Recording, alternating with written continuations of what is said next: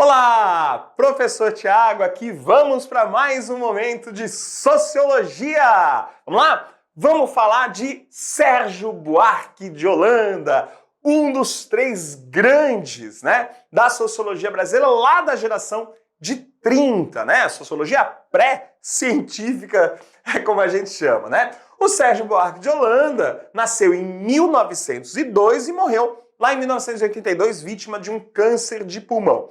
Você talvez não tenha ouvido falar no Sérgio Buarque de Holanda, mas esse nome, Buarque de Holanda, talvez aí te lembre alguma coisa. Isso porque o Sérgio, além de ser um dos mais importantes, historiador, crítico literário, um dos mais importantes intelectuais do século XX, teve filhos aí que ficaram bastante famosos, como a ex-ministra de Estado, produtora cultural, Ana de Holanda, a cantora Miúcha e, claro, o filho mais sério e mais famoso, o Chico Buarque de Holanda. Era filho realmente aí do Sérgio, tá? Bom, nascido em São Paulo, morreu, como eu falei, vítima de um câncer em 1982, aos 80 anos de idade, Teve uma vida acadêmica bastante agitada, bastante produtiva aí, o professor Sérgio Buarque, deu aulas na USP até ser aposentado em 1969 e depois disso também continuou lecionando aí fora do Brasil, E, claro, publicando seus artigos, ensaios e críticas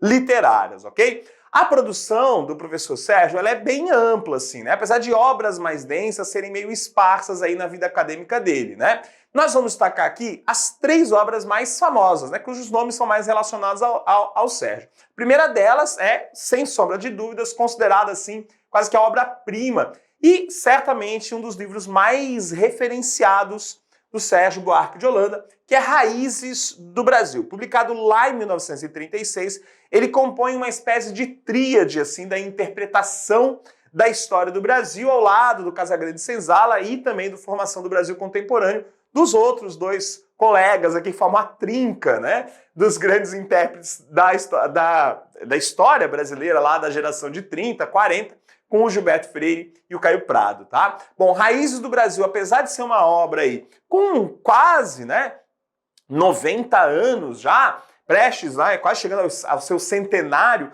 continua a obra até relativamente atual. Eu já vou te explicar por quê. Outra obra bem famosa, muito reconhecida, é Visões do Paraíso, publicado algumas décadas depois, em 1959. E por fim, a gente vai destacar não um livro, mas uma grande publicação, que obviamente o Sérgio aqui não escreveu sozinho, mas ele foi o diretor, da publicação da História Geral da Civilização Brasileira. Ele dirigiu, esse processo, atuou ali ajudando na coordenação e na organização dessa obra, que teve aí diversos autores também bastante reconhecidos, A História Geral da Civilização Brasileira não é só um livro, Na verdade, é uma obra extensa, composta por 11 volumes, divididos em 3 tomos.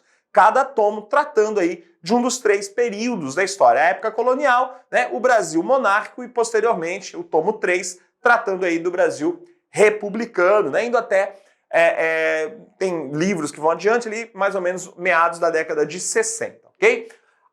Bom, o nosso foco aqui, entretanto, vai ser Raízes do Brasil, Isso porque essa é uma das obras mais importantes e geralmente a mais referenciada aí em vestibulares e até em concursos públicos Brasil afora, A gente vai destacar aqui a influência da sociologia alemã na obra do Sérgio Buarque de Holanda, Isso porque, na juventude, ele atuou como correspondente jornalístico em Berlim, onde ele acabou fazendo alguns estudos, teria até lecionado posteriormente, E claro, a principal influência aqui foi a do sociólogo Max Weber, O Sérgio Buarque teria sido meio que o grande responsável por introduzir a sociologia weberiana no Brasil, E isso tem um impacto muito claro, muito evidente, principalmente em Raízes do Brasil, ok? Bom, além disso, a gente destaca o fato de que essa obra ela tem um caráter ensaístico, É como se Raízes do Brasil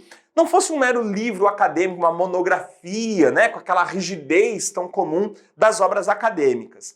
Apesar desse caráter ensaístico, um grande ensaio de interpretação da história brasileira, né? Esse é um livro, claro, que a gente trabalha na sociologia, mas que compõe a historiografia brasileira, não abandonou o chamado rigor metodológico, né? Então, aplica-se aqui nesse ensaio, né, as ferramentas teóricas e metodológicas, principalmente essas vinculadas à sociologia weberiana, né, a análise weberiana da história, como vai ficar bem evidente para você já na sequência, tá? Bom, a obra Raízes do Brasil, tá aqui para você conhecer, é dividida em 7 partes, né? Dessas 7, eu vou chamar a atenção e eu trouxe para a gente analisar aqui trechos de 3 partes. Trabalho e aventura, o semeador e o ladrilhador e, finalmente, o homem cordial, né? Atentem para essa parte que, de longe, é o que mais você vai se deparar aí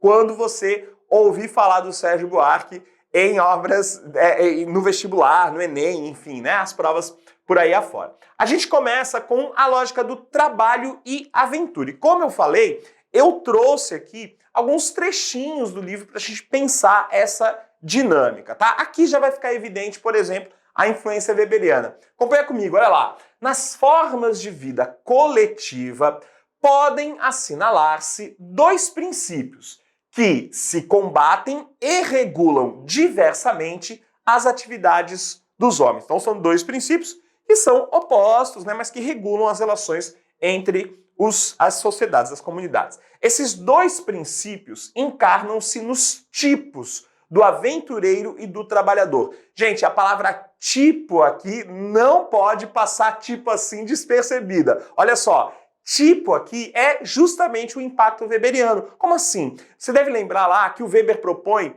a tipologia ideal. Ele propõe a construção de tipos ideais para análise das ações sociais. Tá lembrado disso? Se não lembra, confere o nosso momento sobre o Weber, sobre a teoria weberiana, né? Bom, aqui o Sérgio ele propõe a existência de 2 tipos, que, claro, são ideais, são idealizações, eles não existem exatamente fechadinhos da forma como eles são apresentados, né? Então é uma construção ideal, né? O tipo ideal. E aí ele propõe, olha, a existência de 2 tipos, o tipo aventureiro e o tipo do trabalhador. E ele vai aplicar essa análise na análise do processo de colonização das Américas, né? Teria tido um colonizador que era do tipo aventureiro e um do tipo trabalhador, e que isso traria consequências, né? Estaria nas raízes e explicariam algumas questões contemporâneas do Brasil, né? Algumas dessas questões observáveis, inclusive, ainda nos dias de hoje, tá? Então vamos lá, ó. Já nas sociedades rudimentares, manifestaram-se eles segundo sua predominância, né? Na distinção fundamental entre povos caçadores e coletores, que seriam do tipo aventureiro, e os povos lavradores, que aí seriam do tipo trabalhadores, né? Então ele já vai fazendo aí, percebendo que esses tipos são perceptíveis em qualquer tipo de sociedade, né? Dá para observar se aquela sociedade é caracterizada pelo tipo do trabalhador ou pelo tipo do aventureiro. Vamos lá? Vamos tentar entender separando os 2? Bom, o que seria esse aventureiro aqui, né? Para uns, esses aventureiros, e aí tudo aqui são citações da própria obra, tá, gente? O objeto final, a mira de todo o esforço, o ponto de chegada, assume relevância tão capital que chega a dispensar por secundários, quase supérfluos, todos os processos intermediários, né? Seu ideal será colher o fruto sem plantar a árvore. Então vamos lá, olha só, né? Para o aventureiro, olha essa parte final que é importante, ó. Todos os processos intermediários, né, do seu ideal ali, eles não importam muito. O que importa é o fruto a ser colhido. E essa é a dimensão, colher o fruto sem plantar a árvore. O aventureiro quer o lucro imediato, né? O mais fácil, o atalho, ainda que isso seja um risco. Vai ficar claro já pra gente na sequência. Já o trabalhador, né, ele tem uma lógica diferente. O trabalhador, ao contrário, é aquele que enxerga primeiro a dificuldade a vencer, né? Então ele está olhando ali o trabalho a ser feito, né? E não está objetivando, olhando já qual é o lucro que ele vai tirar daquilo, né? Não o triunfo a alcançar, o esforço lento, pouco compensador e persistente que, no entanto, mede todas as possibilidades de desperdício e sabe tirar o máximo proveito do insignificante, né? Aproveita tudo até o fim. Tem sentido bem nítido para ele. Seu campo visual é naturalmente restrito, né? Ou seja, ele tem um foco muito fechado naquilo que tem que ser feito, naquele trabalho que precisa ser cumprido ali, né? Ou seja, a parte, né? O pedaço é maior do que o todo, né? Do que o processo como um todo, ok? Então a parte é maior do que o todo. Para ficar mais evidente, olha só, a gente pode pensar em termos de uma ética, né? Um ethos. E aí vamos lembrar de novo do Weber, né? A ética protestante, né? A ética protestante seria qual? Vamos lembrar? A ética do aventureiro ou a ética do trabalhador? A ética do trabalhador, né? Então, dessa do esforço, do trabalho, do pouco a pouco, né? Enfim.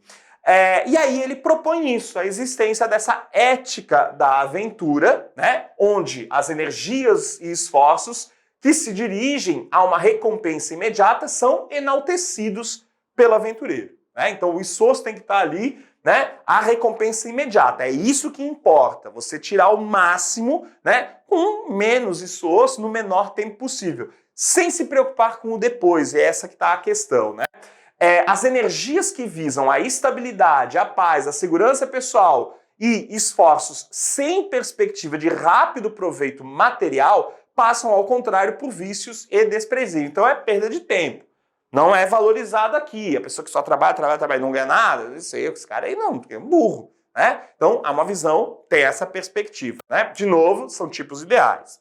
E do outro lado, a ética do trabalho, né? O indivíduo do tipo trabalhador só atribuirá valor moral positivo às ações que sente ânimo de praticar, né? Então o valor moral vinculado principalmente ao trabalho.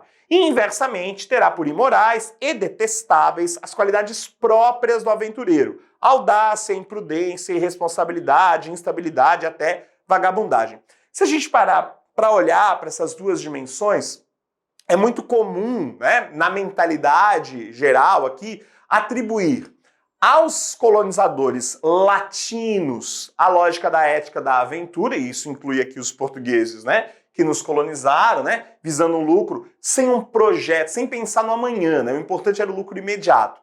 E aos povos não latinos, e aí a gente está se referindo aos colonizadores europeus, obviamente, né, os povos anglo-saxões, germânicos, essa dimensão da ética do trabalho, né, seriam mais ali mais preparados, né? Pensariam mais no futuro, planejariam, mais organizados, esse tipo de coisa. E isso essa percepção sobre esses grupos persiste até hoje, o que gera certos preconceitos, inclusive, referentes ao tipo de colonização, a quem colonizou cada região do Brasil, né? E aí se dá essas dimensões a esses povos para, inclusive, se justificar certos comportamentos, uma espécie de determinismo, né, histórico aqui, ok? Bom, o semeador e o ladrilhador. Aqui, né, a gente está pulando um capítulo aí, mas ele está falando sobre o processo de ocupação territorial. E aí ele vai comparar, né, principalmente, não mais agora a colonização latina e colonização não latina, mas a colonização portuguesa e a colonização espanhola, que são mais próximas, porém apresentam distinções. E, de novo, ele vai tentar fazer isso para entender justamente as raízes do Brasil, né? Então, nós seríamos uma colonização, as cidades teriam surgido aqui pela lógica do semeador ou do ladrilhador. Bom, para o Sérgio, do semeador, tá? Na semeadura, né, você joga a semente, você coloca a semente e brota. Ele pode brotar, pode não brotar. Aquela semente pode virar uma grande árvore ou não, né?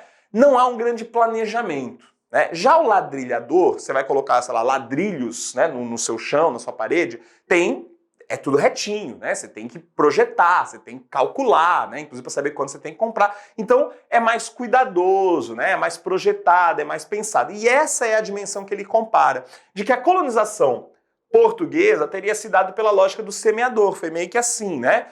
Onde tinha que, precisa ter uma cidade ali para resolver tal coisa, e faz. Os espanhóis, eles projetavam mais. Eles pensavam, eles estabeleceram normas para o surgimento de cidades e para a ocupação do território. Então o semeador, típico da colonização portuguesa, né, sem compromisso aqui com o planejamento. A ocupação ela se adapta ao relevo local, né? Então não há aqui um manejo do território para atender a demanda não, né? As ruas das cidades históricas brasileiras são estreitas, elas são cheias de curvas, é cheio de ladeiras, sobe e desce. Sobe. Não se pensa antes, né, o local ideal ou adequado, ou mesmo, né, a transformação desse local para se adequar às necessidades. Né? E aí, bom, isso é bem evidente quando a gente olha as cidades coloniais, cidades mais antigas, né? Brasileiras, e vai para cidades mais antigas de outras partes da América, em que isso já era vislumbrado, por exemplo, pelos colonizadores. A ocupação tem característica mercantil, né? A lógica das feitorias, ali então era necessário estabelecer uma feitoria, daquela feitoria muitas vezes, ou de um, enfim, núcleo militar, enfim, dali surgia a cidade, né? Exceção aqui para as incursões jesuíticas, porque os jesuítas, em geral, pensavam melhor, planejavam e projetavam os locais mais ideais para o estabelecimento das suas missões ou reduções. Já o ladrilhador seria característico dessa colonização espanhola, né? Com regras aqui estritas, né? Estabelecidas pela chamada Lei das Índias. Então, a Espanha tinha ali um conjunto de normativas para o surgimento e formação de cidades. Levava em consideração as características mais adequadas à formação da cidade, né? A urbanidade metropolitana era transportada para a colônia. E aqui uma coisa importante, diferente de Portugal, a Espanha enxergava as colônias como uma espécie de extensão da metrópole, e não só como colônias, né? Então, você tinha uma dimensão diferente desde o início da colonização nessa relação. É para isso que chama atenção aí o Sérgio. E, finalmente, o homem cordial, né? Então, o nosso foco geral aqui, ok? Homem cordial não é um homem simpático. Né? A cordialidade não tem a ver com isso, com simpatia. Ah, fulano é muito cordial, é muito simpático, muito educado. Não tem a ver com isso exatamente, tá? Vamos tentar entender, né? Essa coisa do homem cordial tem muito a ver com a relação entre o sujeito particular e o sujeito público, né? O Estado, o interesse público e o interesse privado, né? O Estado burocrático, o Estado patrimonial. Essa é a questão aqui. Então, ó, primeiro, ele elabora algumas questões vinculadas a pensar o Estado. Isso é bem típico do pensamento weberiano, né? O Weber debate muito sobre esse tema. Então vamos lá, né? O Estado não é uma ampliação do círculo familiar, né? E ainda menos uma integração de certos agrupamentos, de certas vontades particularistas, né? De que a família é o melhor exemplo. Então o Estado não é uma continuação, uma extensão da casa, da família, né? Dentro da família, as vontades privadas particulares, beleza, elas se sobrepõem. Agora, o Estado não é família. Né? O Estado tem que ter... A relação não pode ser de pessoalidade, ela tem que ser de impessoalidade. Essa é a questão, né? Não existe entre o círculo familiar e o Estado uma gradação, mas antes uma descontinuidade e até uma oposição. Né? Então aqui a questão, o cara está combatendo mesmo essa relação, às vezes, né, familiar que existe nas relações entre a sociedade, né, e o Estado. Só pela transgressão da ordem doméstica e familiar é que nasce o Estado e que o simples indivíduo se faz cidadão, contribuinte, eleitor, elegível, recrutável e responsável ante as leis da cidade. Né? Então, o homem cordial seria esse em que não se rompe o laço, né, familiar, né, o laço entre ser um cidadão, né, e um indivíduo dentro de uma lógica burocrática, um sujeito, né, e continuar sendo ali, né, um filho, um irmão, entendeu? Que se beneficia dessas relações pessoais aí no contexto do Estado, que transforma o Estado numa extensão da casa, que faz uso do Estado para atender às demandas particulares e não às demandas do próprio Estado, né? Então, a gente tem aqui, né, essa relação entre a civilidade e a cordialidade, né? Então, a civilidade, ela é oposta à cordialidade, né? O homem civilizado, o sujeito civil, ele não é o homem cordial, né? O homem cordial é o oposto disso. O Estado burocrático é o oposto ao Estado patrimonial. Esse Estado patrimonial seria essa ideia de um Estado que vira uma continuidade do interesse da família, dos círculos privados ou particulares, né? Ou seja, essa difícil relação entre o público e o privado, né? No Brasil, como nós temos a predominância de um Estado patrimonial, né, nós temos uma lógica que mistura muitas vezes o privado com o público, né? E o uso do público para atender aos desejos privados, né? Então o Sérgio fala assim, olha lá, Para o funcionário patrimonial, vinculado a esse estado patrimonial, a própria gestão política apresenta-se como assunto do seu interesse particular, né? As funções, os empregos e os benefícios que deles aufere relacionam-se a direitos pessoais do funcionário e não a interesses objetivos, como sucede no verdadeiro Estado burocrático, né? E o Estado burocrático é positivo, tá? Em que prevalecem a especialização e as funções do esforço para assegurar as garantias jurídicas dos cidadãos. Ou seja, é como se, nesse Estado, para esse homem cordial, o interesse dele, os direitos dele, os benefícios dele, vêm antes da função em si. É como se o Estado servisse para atender as necessidades dele, indivíduo, e não da sociedade ou do indivíduo enquanto cidadão de forma igualitária, de forma burocrática, né, e impessoal, ok? No Brasil, pode-se dizer que só excepcionalmente tivemos um sistema administrativo e um corpo de funcionários puramente dedicados a interesses objetivos e fundados nesses interesses, interesse objetivo, prático, né?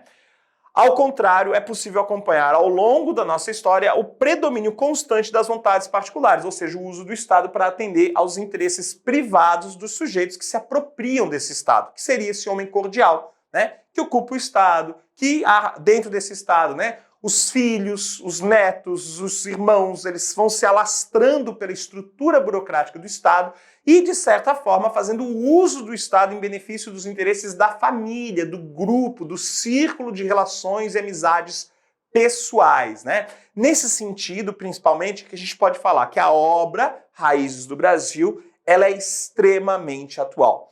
Muito provavelmente, se você pegar essa obra para ler sem saber que ela foi publicada em 36, você vai achar que ela é uma obra que foi publicada aí recentemente, né? Ela não trata, assim, objetivamente de nenhum assunto, claro, né, do cotidiano atual, mas ela, de alguma forma, possibilita uma reflexão sobre questões que ainda são visíveis na sociedade brasileira e que ainda são temas importantes de debate aqui para a sociologia no Brasil, ok? Ficou extenso, mas não tinha jeito, né? Te aguardo em mais momentos do SOT por aqui. Até o próximo. Tchau.